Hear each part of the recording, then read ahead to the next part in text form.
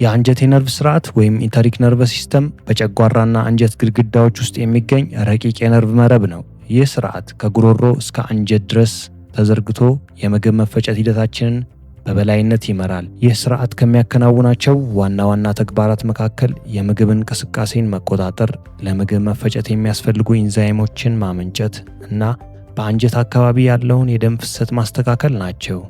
ከ600 ሚሊዮን በላይ የነርቭ ሴሎችን የያዘው ይህ ስርዓት ከማዕከላዊ አንጎላችን ትዕዛዝ ሳይጠብቅ ራሱን ችሎ መስራት በመቻሉ ሁለተኛው አንጎል ተብሎ ይጠራል። ይህም የምግብ መፈጨት ሂደቱ ያለምንም መቆራረጥ በራሱ ጊዜ እንዲከናወን የሚያስችለው ቢሆንም ከዋናው የነርቭ ስርዓት ጋር ባለው ቁርኝት ደግሞ በሰውነታችንም ሆነ በዚህ ስርዓት ላይ የሚከሰቱ መዛባቶች ሲኖሩ እንደ ከባድ የሆድ ድርቀት፣ የሆድ መነፋትና የጨጓራ መረበሽ ላሉ የጤና እክሎች ይዳርጋሉ። በአጠቃላይ የአንጀት የነርቭ ስርዓት ለሰውነታችን ጤናና የኃይል ሚዛን ወሳኝ የሆነ ድብቅ ሞተር ነው። በአሊፋ ባህላዊ ሕክምና በዚህ ስርዓት ላይ ለሚከሰቱ ማናቸውም በሽታዎች የተዘጋጁ 100% ተፈጥሯዊ የሆኑ መድኃኒቶች ያቀረብንላችሁ ሲሆን ጤናችሁን በተፈጥሯዊ መንገድ ብቻ እንድትጠብቁ አደራ እንላለን።